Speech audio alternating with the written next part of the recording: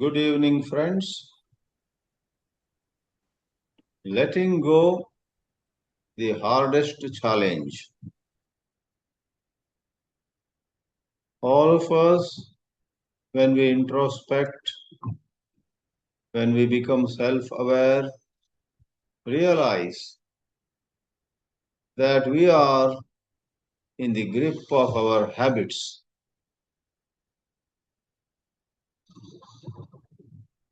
Someone rightly commented that in the very spelling of the word habit,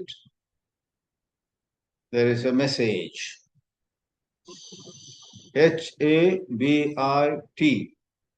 Remove H, a bit remains.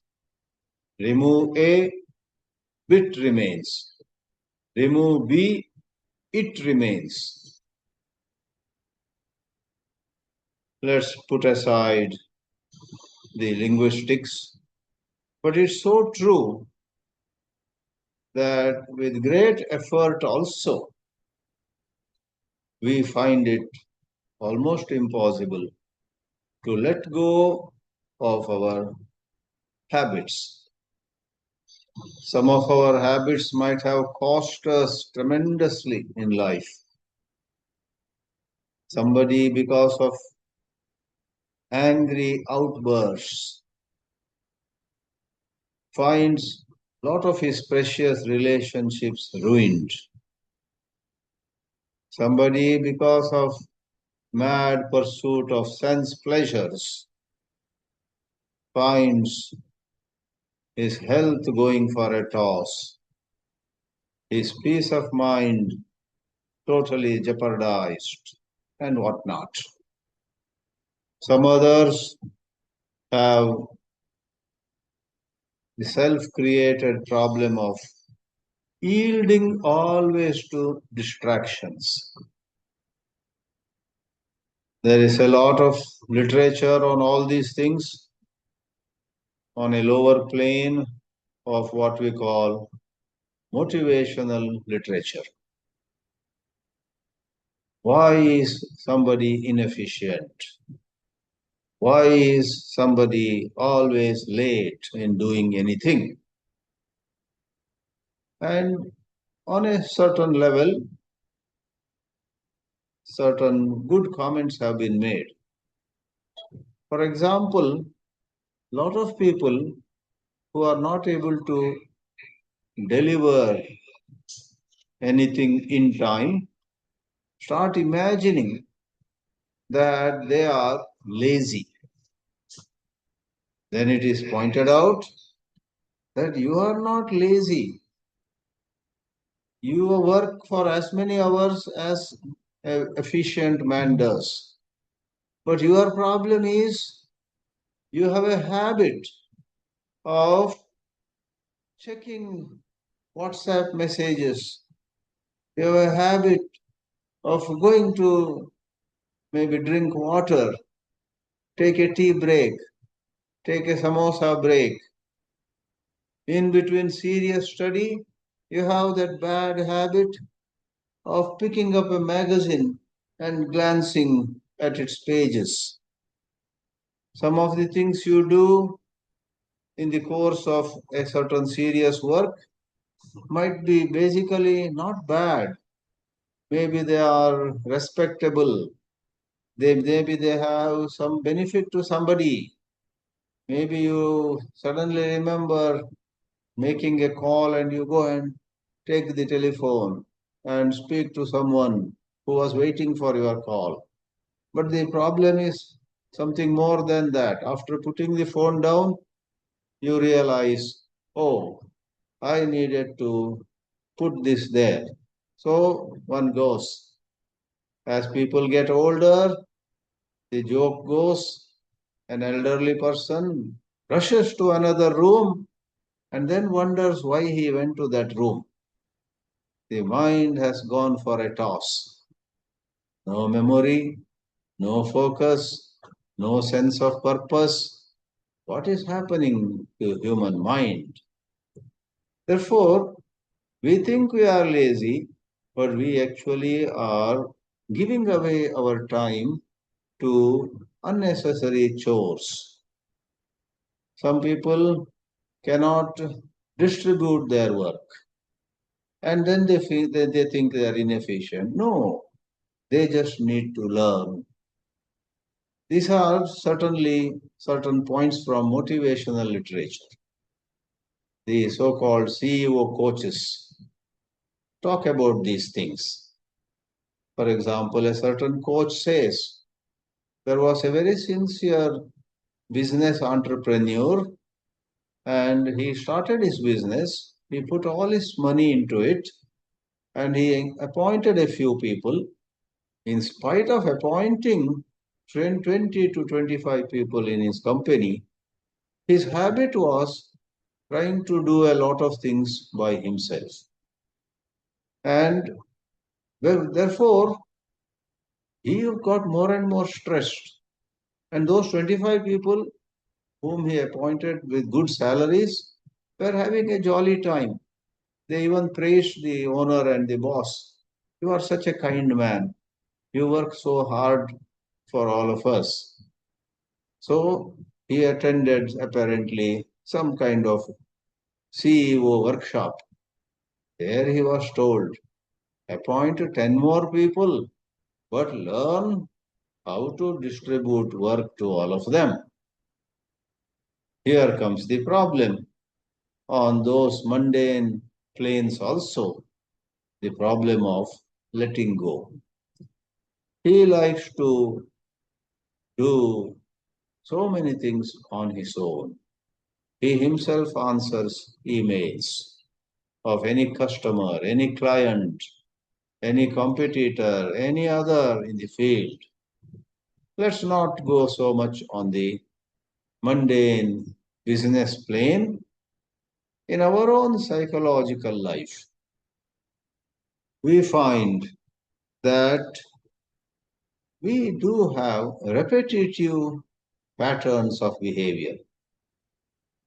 And in these patterns of behavior, there are some who are purely or which are purely functional, which are purely, harmless. Suppose somebody with glasses like I am lifts his glasses every 2 minutes and continues to speak. What does anybody lose? Neither he loses nor people who watch him lose anything. Some may wonder why is he lifting his glasses every 2 minutes? That's about it. But psychological habits can be very binding. Psychological habits consist of conditioned responses to what we see. If we see somebody's visiting card and see that she is a professor at Harvard University, and you say, oh, how accomplished, how blessed she is. I, with great difficulty, made it to a local college where I am the vice principal. But this lady, 20 years younger to me, is already teaching at Harvard University. Now your excitement, your envy, your feeling low about yourself is a bad habit. Because somebody is teaching at Harvard and because you are the vice principal of a local less known college, you cannot conclude that that lady's life is so blissful or so fulfilled and your life is a failure or anything. Therefore, friends, without dragging it on, it seems that an awareness of the mechanicalness of our thinking, awareness of the mechanicalness of our thinking, of our feeling, of our responding, etc., can deal a blow to the psychological habits.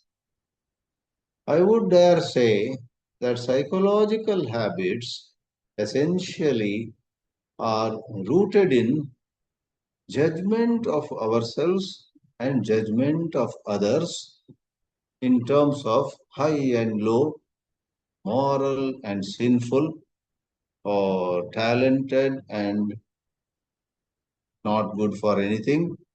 So many labels we attach on ourselves. Therefore, we are never tired of saying that staying unbiasedly aware, staying aware without any bias, is the greatest asset that we may ever have in our life. If we stay aware, I would not use the word habit for this also. You know, someone may be someone may be tempted to say, we must develop the habit of staying aware.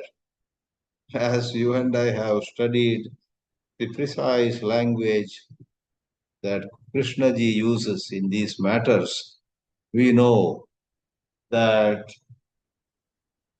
staying aware cannot be a habit. Because the moment you are into a habit, you are within that circle not aware. But the body, your speech, your emotions may be habitual, but awareness is outside that field. One interesting dimension of this wisdom is we do not think of suddenly moving from certain patterns to absence of those patterns. Every one of us has a personality. Every one of us talks in a certain way, laughs in a certain way, walks in a certain way. Every one of us dresses up in a certain way. Every one of us may either get up early and go to bed early or go to bed late and get up late. Our life is full of so many patterns. But this freedom from the clutches of habit, or what we have titled this as letting go of certain ways by which we end up in conflict or misery, is not a matter of conforming to another set of habits. I get up late, but I go to bed also late at night. And suppose I think that, look at my neighbor, he gets up at 4 a.m., Brahma Muhurta. I should be like that. Now you may, maybe with some practice, some effort, change your sleeping patterns. You may go to bed early, you may get up early. That is not of much value. A whole lot of food habits, sleeping habits, traveling habits, etc., have been given undue importance. In this domain, in this wisdom, it is also said that even vegetarianism has been given undue importance. While it may have some value, but the human mind tends to equate somebody who takes pure vegetarian meal in addition to it does not eat onion or garlic also. The conditioned mind says, wow, that lady or man must be a very pure person. But the truth is different. It is said that Hitler was a pure vegetarian, and there are many other examples of that kind. And then there are examples of non vegetarians, meat eaters, who were so kind, compassionate, understanding towards others. Therefore, friends, these habits are much about judgmentalism.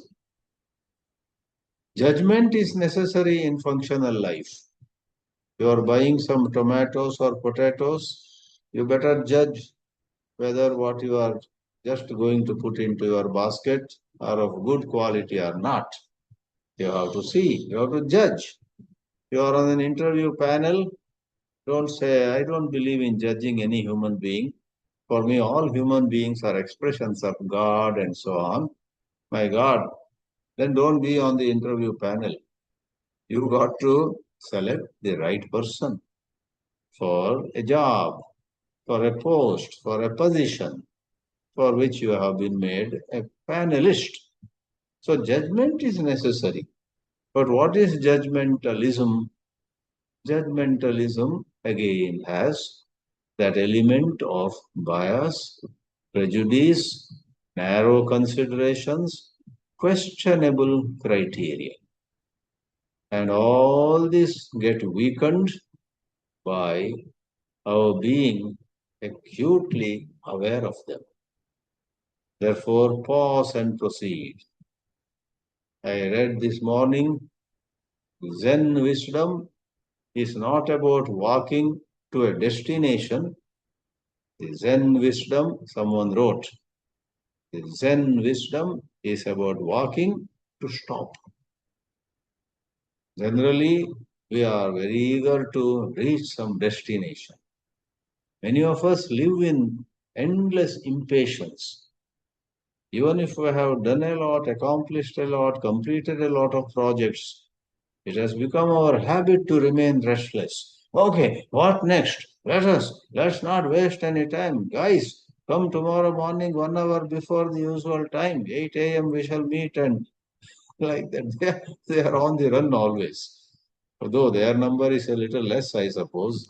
And those who postpone, those who delay, those who lag behind are more in this world.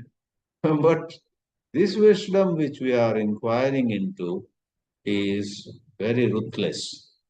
Those who are slow, lazy, always postponing have one disease, and those who are running all the time, running and make others also run and don't like anybody sitting quietly, etc., have another disease.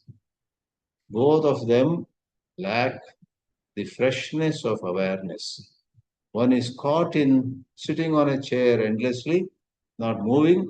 Another is caught in, with or without reason, moving here, moving there, and so on, or talking, or reading, or speaking, whatever. So, why is letting go such a hard challenge? And what is the importance of letting go? Letting go of conditioned behavior, conditioned responses keeps us in the prison cell of self created dissatisfaction, conflicts, self rejection. We don't accept ourselves as we are, even if the whole town is adoring us, envying us. Even if all come to us and say, you are so good, you are such a nice person, we feel, no, I have a long way to go. This mind is filled with such ideas. Many times reading all kinds of literature makes you more and more confused. Somebody wrote a poem where it is said there is so much to go, so long. I think Nehru was inspired by some lines of some famous American poet. The woods are lovely, dark and deep, but I have many promises to keep. Many a mile to go before I sleep. Many a mile to go before I sleep. If I read it right, Pandit Nehru had put that on a wall or on some board, and he would read that. I have promises to keep, many a mile to go before I sleep. It must have spurred him, it must have made him sit a little more and focus a little better, etc. But they are of little value when it comes to true freedom. We are discussing not about taking your company to higher profits. We are not talking about making you respected more in the society, get noted. get recognized as the very successful person in the town. These are, when we examine, of very little value. We are talking about such wisdom, such outlook, such insights, which free our bosom of stress, pain, envy, competition, comparison, etc. Therefore, we ask this question. Let me raise this question, say a few things and close my submissions. We say, why has letting go become so hard? It seems that we don't let go of any of our ways because we have found some false security in our ways. And to let go of certain ways of talking or even feeling or even thinking generates in us a fear of where will I be if I don't do this anymore? Where will I be if I stop my no doubt habitual responses? It's only by doing this, only by engaging in this, that I have a certain identity. I want an identity. I want to be someone.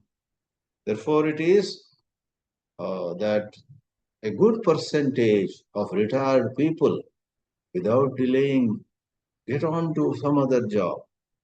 Somebody I know in Hyderabad has diabetes, blood pressure, and some kidney issue also.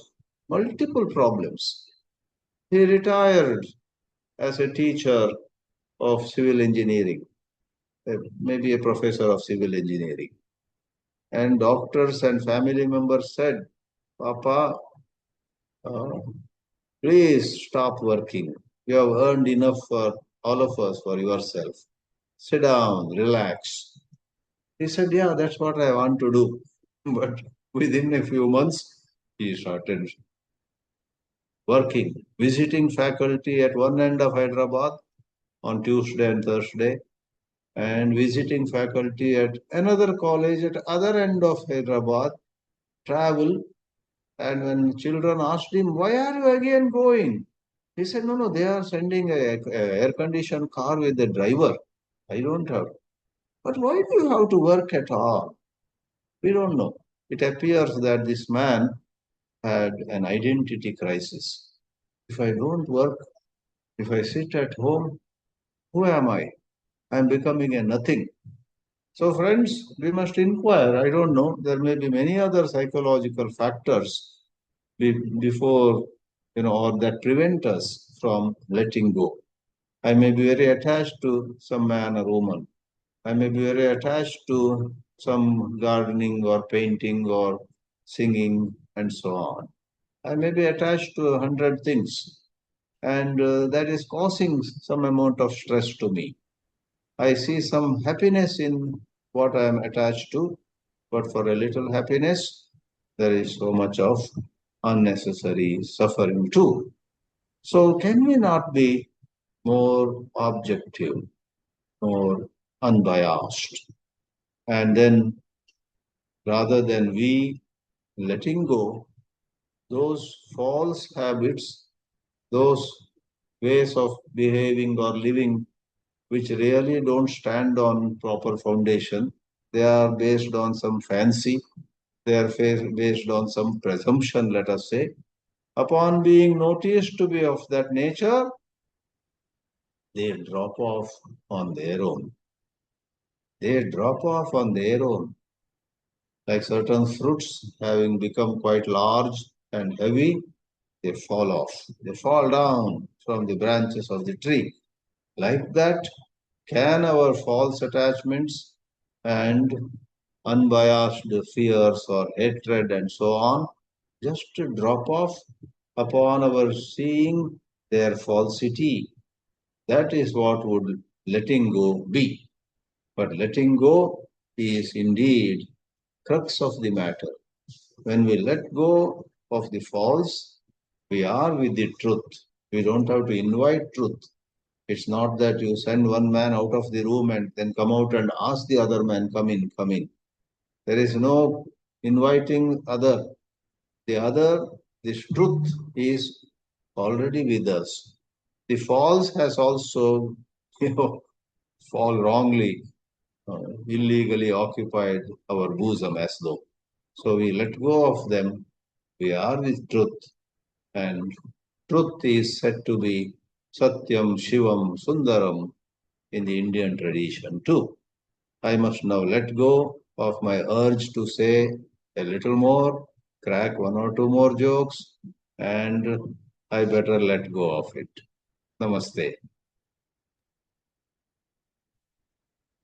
Harshad sir.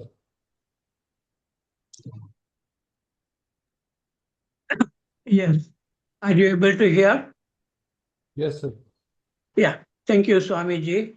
You have given many examples, and uh, one can let go of things which are painful, but difficult to let go of things which are pleasurable and which have become a habit.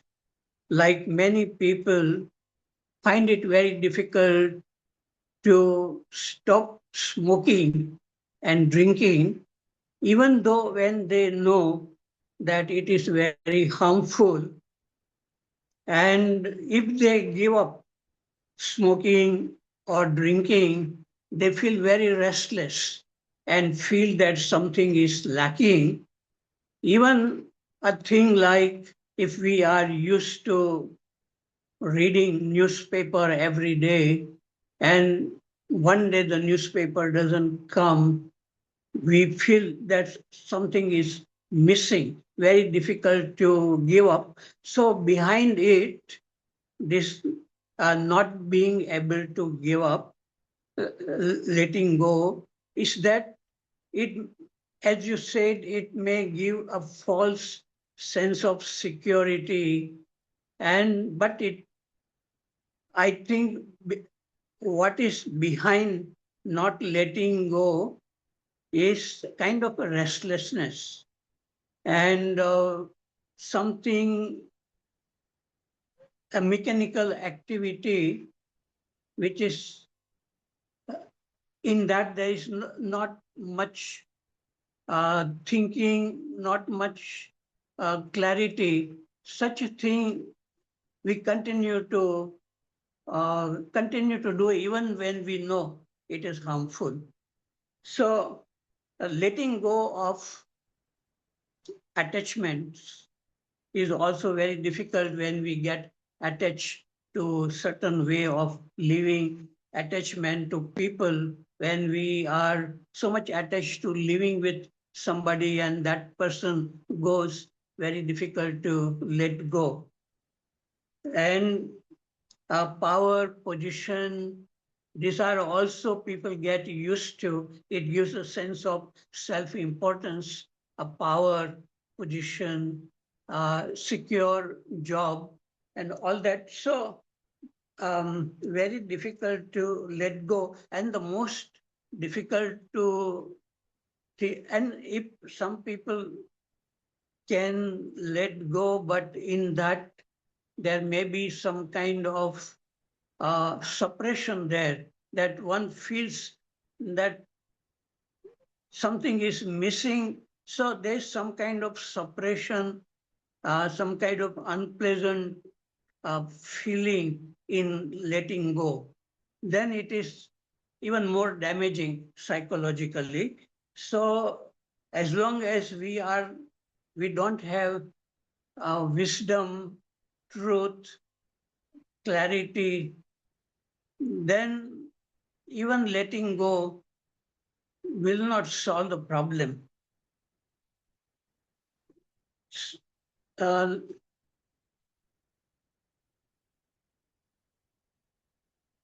and letting go of the sense of me, I, that is, it can't be done with a desire to give up, because this me, the self, the ego, it creates most of our problems.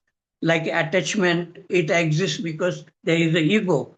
Fear exists because there is a ego, self, me coming to an end. So finally, letting go of this sense of I or me, it can happen only when there is freedom, freedom from thinking, feeling, a sense of um, silence and awareness, silent awareness, in which there is no sense of me, and that is a real beauty, love, happiness, freedom. All this quality exists when the me doesn't exist. And so letting go of me is the greatest thing for people who are in religious, spiritual life. Uh, Without letting go of me, there is no happiness, no love, no beauty. So the question is it possible that this can happen? This letting go of me cannot be done by me itself. So the question is, can this me drop by itself when one finds security, happiness in being nothing? So I think that is being nothing is the most frightening. It's like a psychological death. And even a young man, intelligent man like Vivekanand, when he had that experience of everything dissolving and no sense of I or me, he got frightened and he asked Ramakrishna, "What are you doing to me? I have father, mother, and so on." So, as long as we are attached to people, to places, to furniture, to our sense of own importance, then letting go is not possible. But if it happens and we are not frightened of it, and we, on the contrary, letting go, uh, going, freedom from me is the real freedom. And in that, one can see everything clearly, and whatever is false, it drops by itself. What is good, it happens by itself because there is no me and there is a freedom and awareness exist. As Swamiji said in the end, Satyam Shivam Sundaram, that state of freedom in which one doesn't need to make any effort to let go. It, it falls by itself like a fruit which is ripe, it falls by itself. Similarly, all this attachment, they drop when there is a freedom, freedom from me.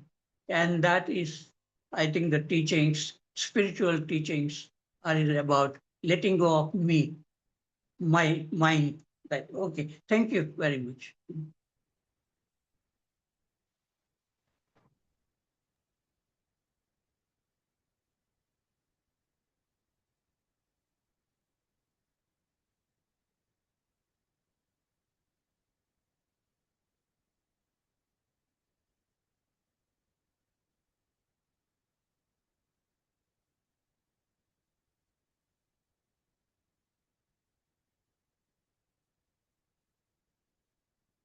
Dinesh Waghmare.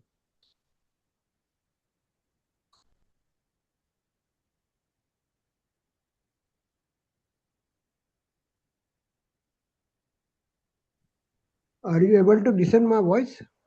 Yes. Yeah. Today there is some problem with my net. Anyway, if you are able to hear my voice, I will like to speak to the point on this subject. And first of all, I would like to give thanks to um, Swamiji as well as Harshad sir. They tried to cover the whole subject very beautifully. My views are why letting go is difficult. First of all, the habit or memory was made in the past with a strength of that time available energy. Means energy was having a different strength at that time by which the memory was made. This is what I am talking of my experimentation. Suppose I am having a memory of where, say, I was 20 years old. So then that memory was very strong, and now I want to let it go. So now I don't have that strength of energy available to me.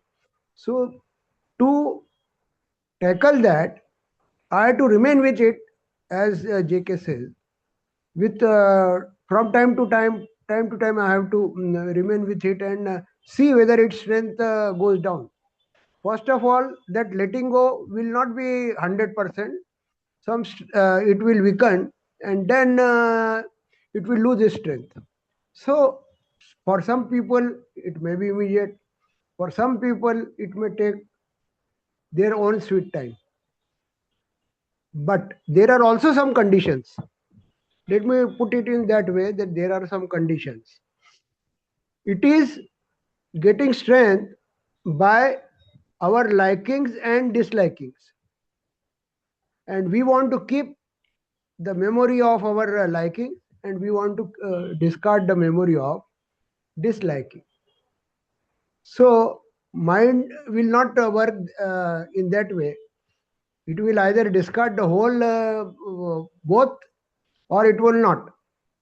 So we have to understand that we cannot choose between uh, plus and minus, positive energy and negative energy. So that's why JK comes out with saying that we should be choicelessly aware. Right? When you are choicelessly aware, it means automatically means you want to discard, or let you want to be free from both types of the energies. But we found normally that people say at the age of 20, I have done this, I have gone to America, I was in that college, I got, so they like that and give strength to it. When you give strength to it, automatically means at that time, whatever the memory was made negatively, it will get the strength. That is what my submission is. So, mind has to, another thing, how much importance you give to it. Suppose I am having a hurt feeling and I am giving it importance, and it's still, and then I want to say that I will be choicelessly aware, and the truth will be will discard it, or it will go. Sorry, if you dislike and dislike and give importance to it, if it is not important for you, as Krishnamurti says, don't make issue of life. Don't make things difficult. So we have to understand at deeper level that how mind works. Mind works right now in the polarities, either or. But he has to go beyond, and he has to see how the memory has been made. So we have to be aware of that phenomena. When we will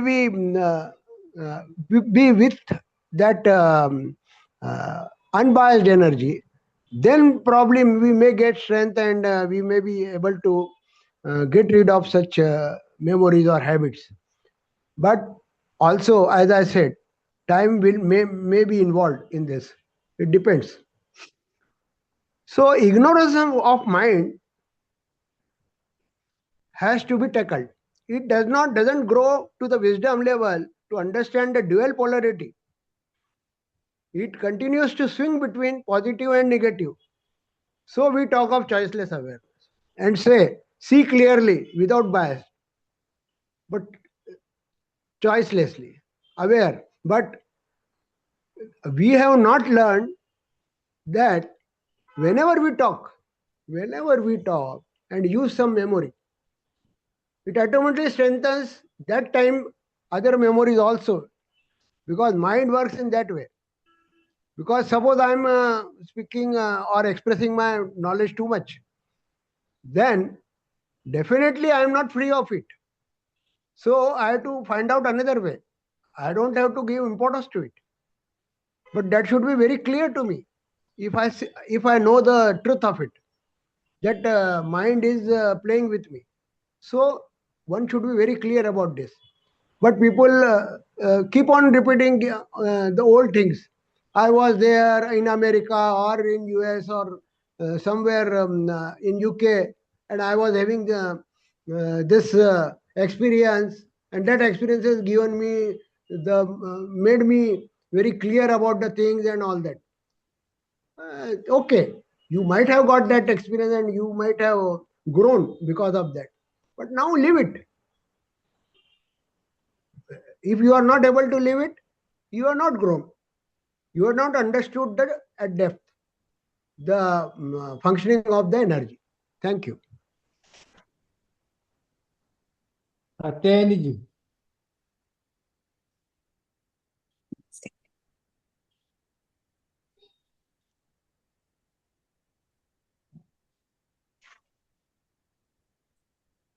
Katyayani, please say what you want to say. And thank you. Pranam Swamiji, Parekh and Modak. Thank you for giving me this opportunity to reflect on today's topic, that letting go is so difficult. It's very simple but deeply challenging, letting go.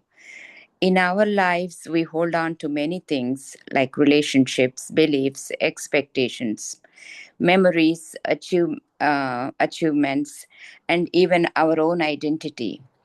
When we are asked to let go, it often feels like losing a part of ourselves. Letting go is difficult because attachment gives the mind a feeling of security.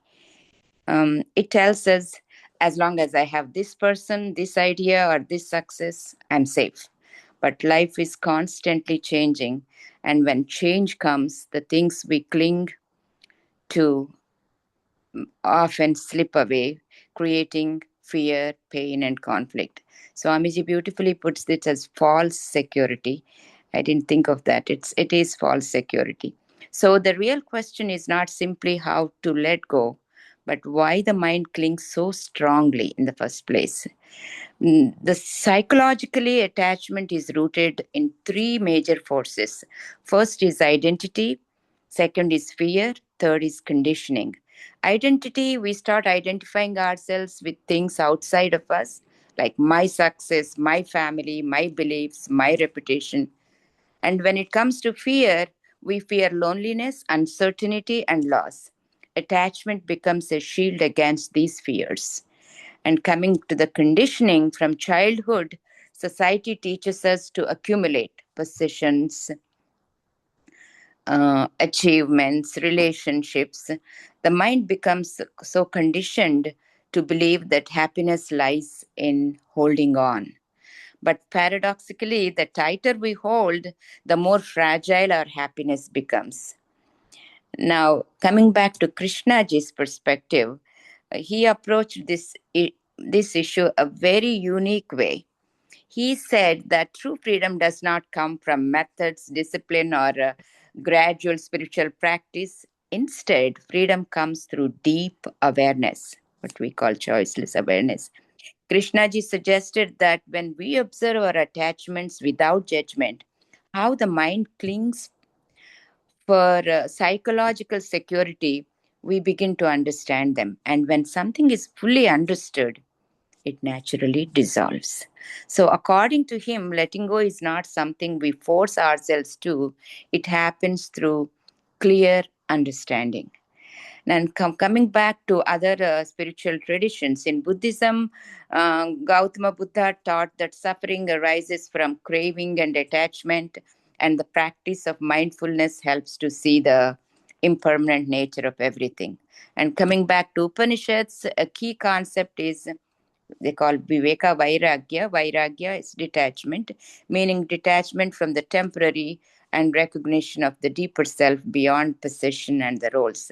In our last retreat with 4 Forum, we learned how to detach ourselves, and the one way to detach ourselves is by getting attached to God. In Christianity, the message often appears as surrender, trusting life as a divine rather than clinging to personal control.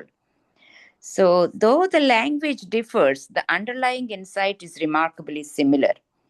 Clinging creates suffering, awareness brings freedom. So, from all these teachings, my understanding is attachment often produces fear, fear of losing what we hold. Awareness is more powerful than effort. Life is constantly changing. Resisting change creates suffering. Love becomes distorted when it turns into possession or control.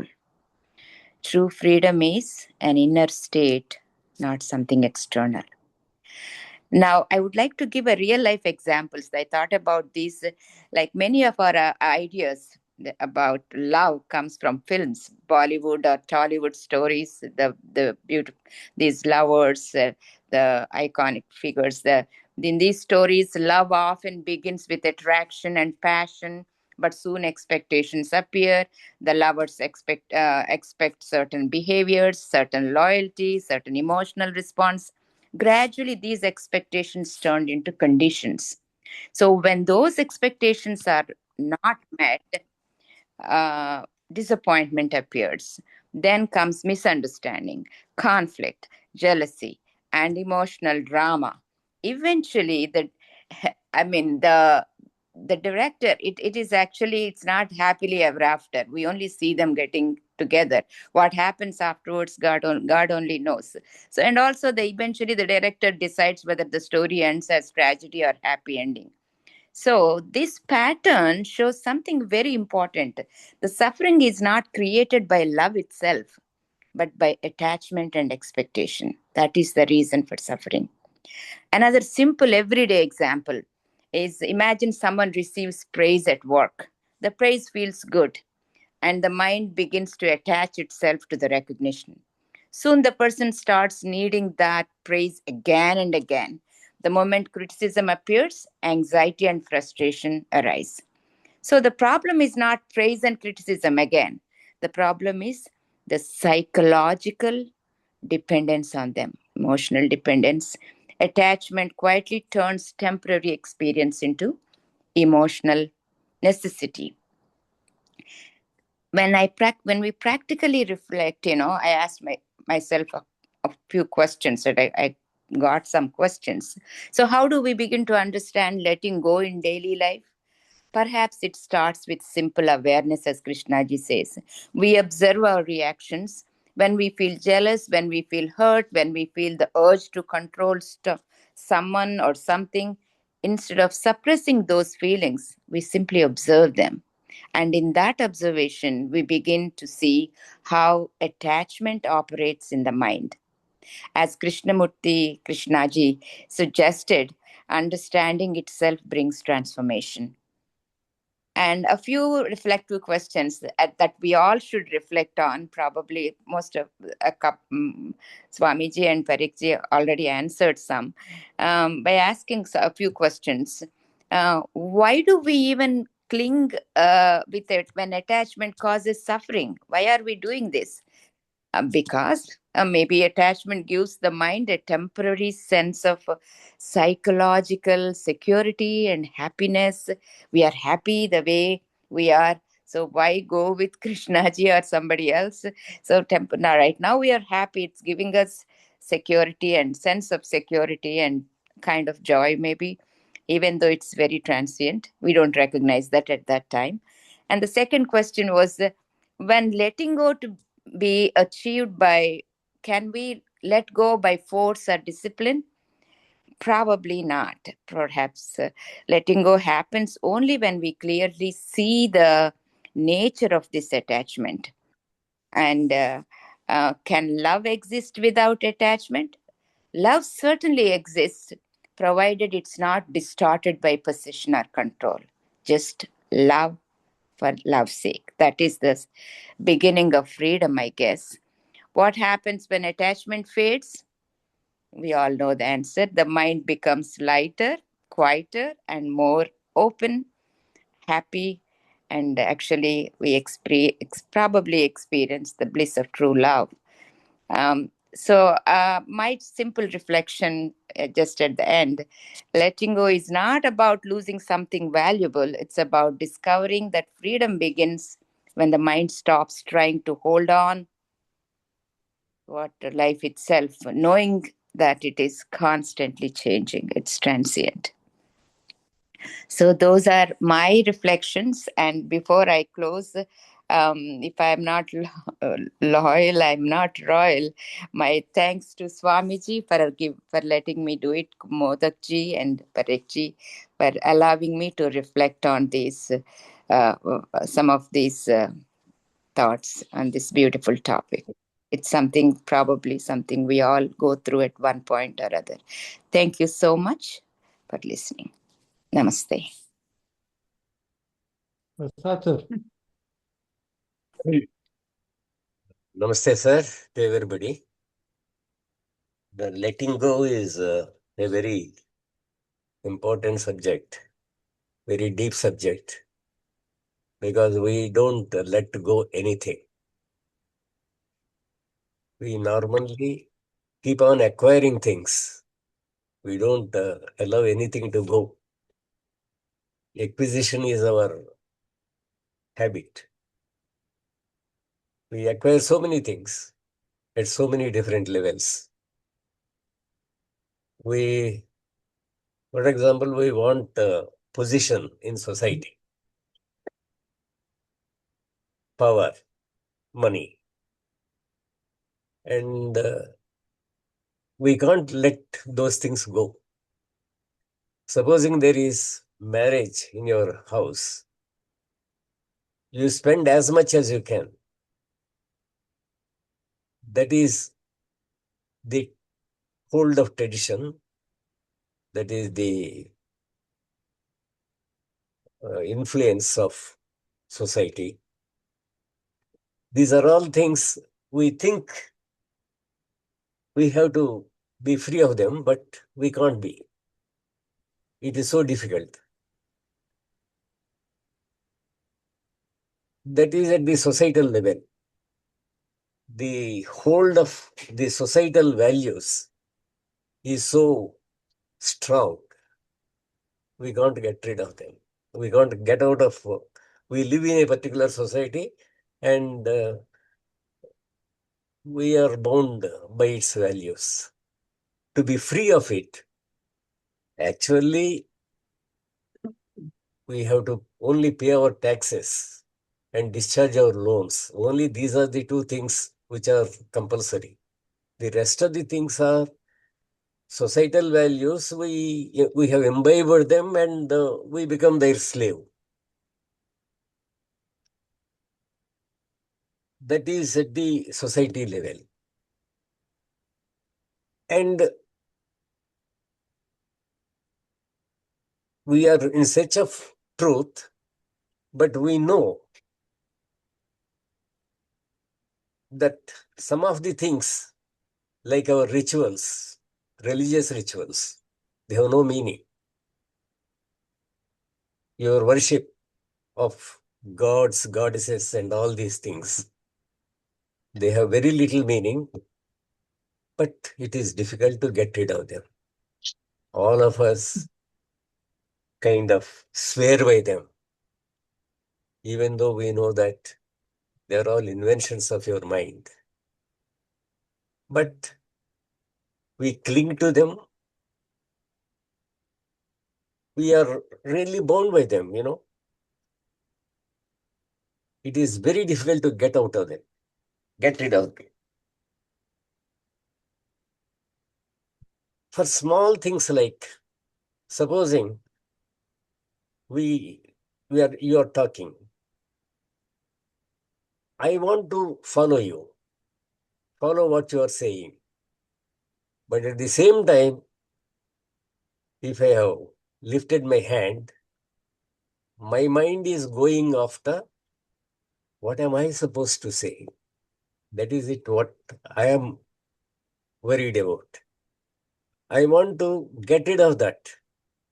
I want to concentrate on what you are saying, because otherwise I am not paying attention. But I don't give up my own preparation, mental preparation, what I am going to say. How to impress the audience. What a shame, really. We all want to be approved. We are not in search of truth. We are only in search of approval. If Dr. Kulkarni approves of my talk, I feel elated. So, or we are so eager to talk actually. We keep talking even after we have exhausted whatever content we want to convey. These are small things in which reflect your ego. We want to get rid of that ego, but it's not possible. Actually, only when there are so many instances in which your ego gets reflected. But we don't get rid of them. It is difficult to letting go these things, to be really free. When I can be free of your judgment, I won't bother about your judgment. When I reach that stage, I want to reach that, but I can't. So, sir, these are the small things. I don't want to go on expatiating these things. There are so many things in which we are bound. Thank you, sir. Thank you. Swamiji,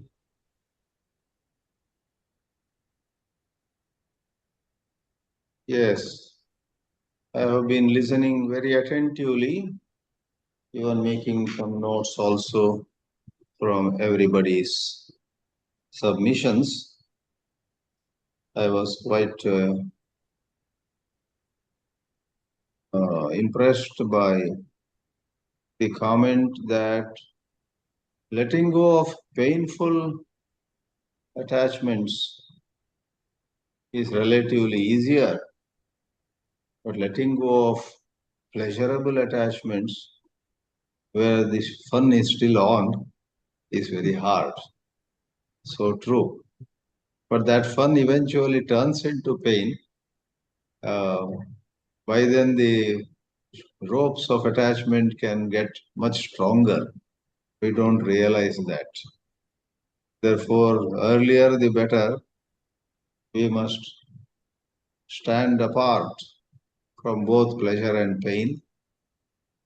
Of course, we mean the psychological pleasure and the psychological pain. We may enjoy a jalebi, but we must think twice before visualizing. Every now and then, I hope to get jalebi at this place or something like that. It's good to have a brother or a nephew in a very high position. Nothing wrong in being happy about it. But consciously or unconsciously entertaining thoughts, my nephew is now in such a good position and I'm very soon going to encash it. Some way I will have certain privileges. So that strengthens the sense of the self. So likes and dislikes were talked about. Yes, they are the warp and woof of the life of the self.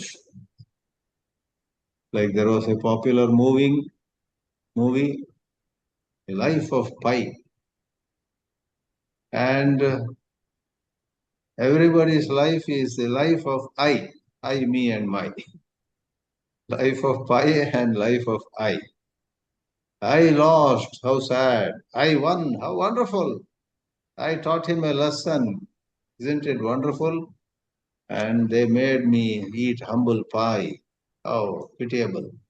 So this I has its long story. Katyayani shared a lot of good thoughts. I'm sure she reflected so much on this topic. And she also mentioned about psychological security. Recently, I came across a case of a young daughter-in-law in a family. Her husband beats her up every now and then. She runs to her parents' place, but after some 2 weeks or so, she comes back to the house of the husband, where anytime she may again be beaten. So some of us asked her, why don't you go for a divorce? But she said, oh no, marriage is meant to be only once in life. I cannot visualize, I cannot imagine a second marriage, nor can I imagine staying alone with 2 kids already born. No matter how they ill-treat us, how much they ill-treat me, I want the comfort of being a proper married woman. What is that proper married woman? We do not know. But why talk about that village woman? Many of us, very educated, coated, booted, and suited sometimes. In spite of it all, we remain very much in the prison of our notions of how life has to be, our designation, our social status, how we are looked at by different people, how some relationships are so important to us. We would rather tell lies and keep those relationships in good shape, because some of our relationships, if we come to know the some dark side of our life, some truths of our lives, they may distance themselves from us. We don't want that. We want well-placed people to be close to us. We never know when we need them. Oh, this calculative, scheming mind is indeed a thorn in our foot. Every step it pains us. This topic needs to be explored more and more. Really, what actually is happening in us, making us cling to particular relationships with people, with property, with everything really. The books I have written should sell well. If some other writer goes bankrupt, who cares? But my book should be. I'm looking forward to the day when my books will be at all the major airports. Passengers will look at and then, what is this mad love for the self that we want to project? We get so much happiness in seeing our picture, our name at some fancy places. All this is such confusion, which is the root cause of sorrow. Let me complete saying, no wonder Krishnaji said his aim in life was to set man unconditionally free. Totally free. Not with some condition that I want to be free, but I want to remain the president of that society, their club, and secretary of this club here. I want to maintain some status in the society, but I want to be free. Let me tell you very serious. Okay, you want to be free unconditionally. So I don't know, maybe we should discuss next time. What is this unconditional freedom? Krishnaji announced, right? I guess, was it in this immortal speech of 1929 when he dissolved the order of the Star of the East? Maybe in that speech itself. My goal goal or aim or some word he used is to set man unconditionally free. We got to reflect on it. Thank you, friends. Dr. Kulkarni. Yes, sir. Thank you very much. I thank everyone. My findings were a little different. I wanted to share. So, approach to letting go can be by two approaches. One is let it be. How we have made this let it be, as Krishnaji discusses, and even our finding as well. It happened for many lifetimes. If you see, me and mine is not just 1 second. That's the reason he says it's an infinite journey. First thing. Second thing is this letting go is movement to movement. So I want to end it by this Zoom meeting, which is impossible. I feel that I am present within the Zoom meeting and mobile, which is not right. So I will start with a small example so that it becomes easy. So my driver by 9th of this month. So he started avoiding me, sending locum driver and taking money from me. Then I said, why can't you go? I have work in my home and all. He said, you go that side or this side. Then he said, sir, this month I will come and next month you can have it. But next day itself, he came with a new driver and he left. That time I understood since last 5 to 6 months how I have made me and mine. That is, as Krishnaji tells here, one is possession, second one is relationship. So we have never taken interest into these points. So if we go deep into this with Krishnaji and Ramana Maharshi as well. So in deep sleep, there is no me and mine, and there are no others. First thing. Second thing, now I am in waking state.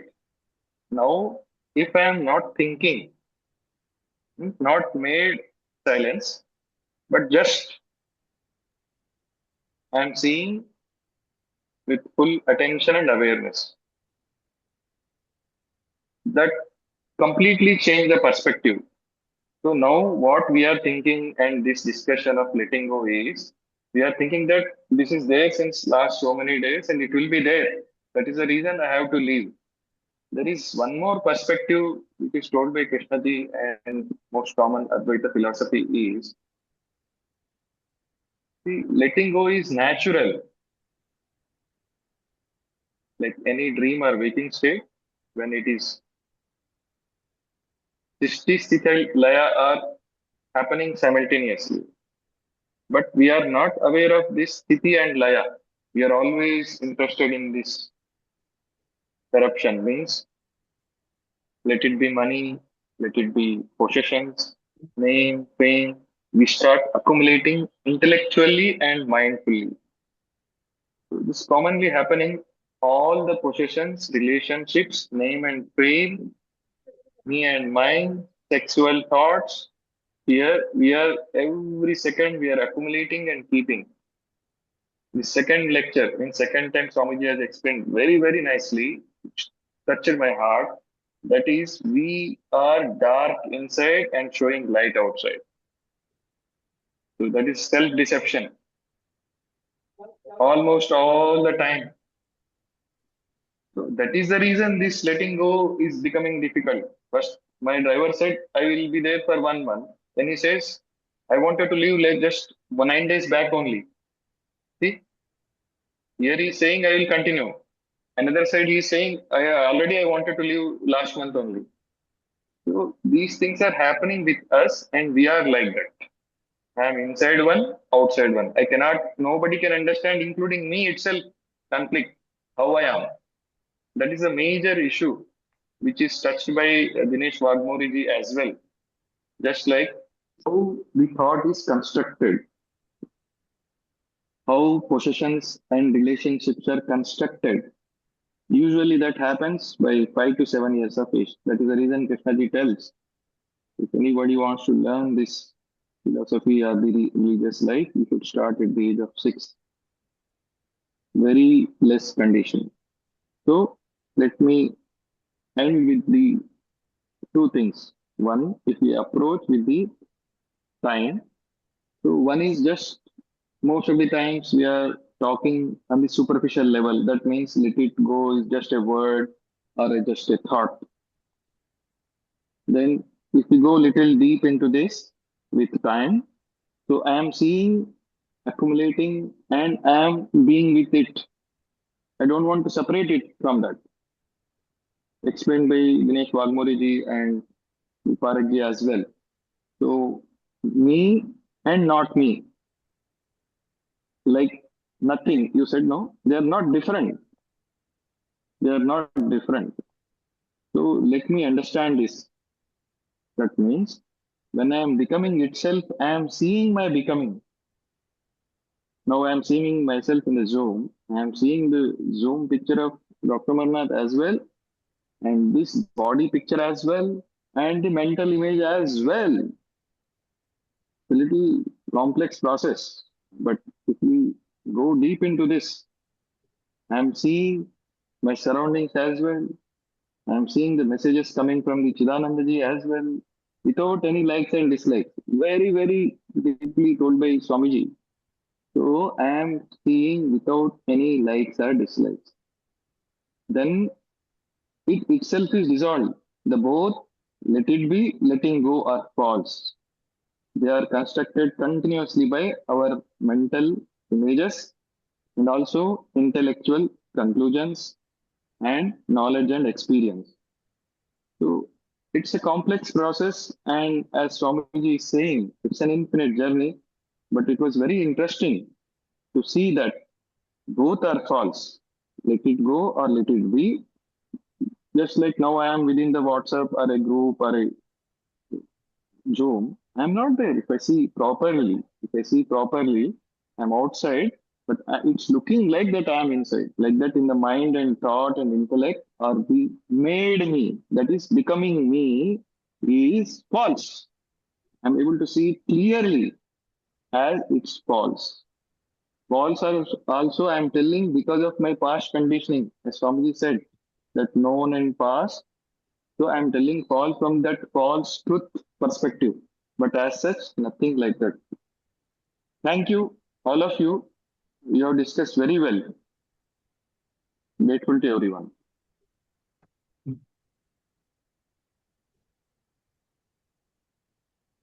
Can I speak now? Yes.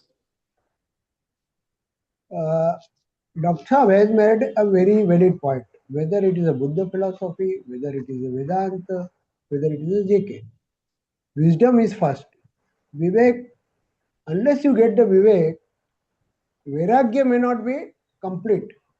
You may get natural Vairagya because of many things, but it will not be complete.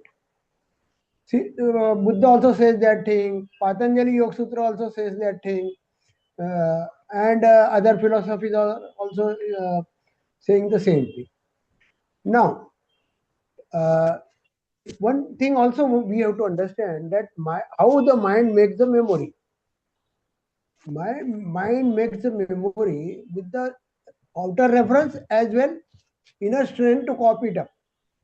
So when the situation was there, say some 20 years back, and the memory was made, so the person tried to cop up with it, whether he is successful or not successful, that is not important, but that has made imprint on him mind, and it has got strength from that incidence.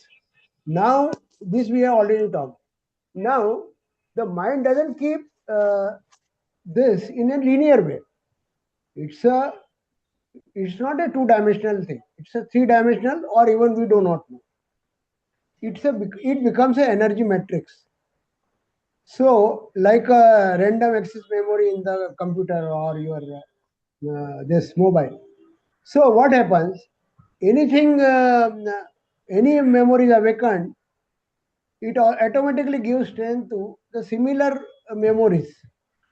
and you will find that you will get a chain of thoughts. Say that that memory you have addressed, but then there will be thoughts of similar nature. So why that? Because mind keeps all the mind has got linkages to all the memories, and it has got its own matrix like structure. So we have to understand all this. If you have to cut this, then you have to grow to the wisdom level. You have to see it, and then when you see it, if you are having a strength of freedom of energy available, then only you can let it go very freely or immediately. Otherwise, once you have understood also, go through the other this I should not say process, but as JK said, live with it, be with it, and then remain with it only with the that memory, and see it choicelessly. Don't give any like, dislike, or anything to it. Then only it will be you may be successful in letting it go. Thank you. Harshad sir. No, I already said that our problems come because we have this sense of I or me. And as long as that me is there, there will be attachment and all this. So only when a person feels the beauty of not having this me, that means the mind is very silent and very clear, then there is real freedom. And then all these attachments drop by themselves, and there is no fear of losing. The fear comes because there is the attachment to the self, and that it creates all our problems, the attachment to the self. Okay, I finish. Yes, sir. My one question was to Parekh, sir. So, first of all, we feel that whether it's a psychological me or intellectual me or physical me, whatever is there a continuation? So, here is what I was thinking and just observing. So, I don't know exact answer, but is there any continuation? But that's the question. Then we have to leave and or let it be with it according to science and physics as well.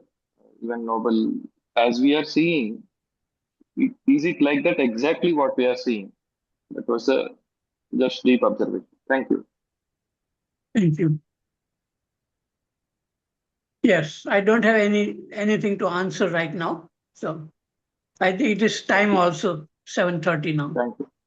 Can I say something? One line in one line. Yes, Dr. sir. Sahab, can you not see the continuity? Please, Because if Dinesh ji, it was please be not brief. there, yeah, if it was not there, then why the question of letting go is arrived, or it's awakened, or we are asking that question? We have to let go. Since it is in continuation, as I said, the mind behaves in that way only. So it is in continuation. If it is Yes. not, then the question would not have been arise. No, no. If no continuation also is there, continuation we are claiming it. Mind itself is not claiming. Thought itself is not claiming that I am continue. You see it properly again. So, The mind does not claim it. We are claiming it. We are becoming it. yeah, It's a yeah, live thing. correct, correct, It's correct, live correct. thing. It is That's the a thing. So Yes. mind senses to what thing you give importance, how much mature you are, and how much Yes. you say that you are able to see the truth clearly, etc., etc. But is it really the same thing? Then only it will act. Otherwise, it will not. See, we cannot fool our mind. Exactly. Most of the times we are in the pain and pleasure and sensual level only. As you are Yes, saying, very yes, superficial. Right. yes. Yes. Thank you. Thank you. Thank you, thank you. Sir, we must be very much aware to have that much deep insight. Yes, sir. It should be Mind it. live. Thank you. So the mind cannot fool us. Yes. So it is now time. Yeah. So we have to end the meeting. Thanks all. for you. Thank you. participating.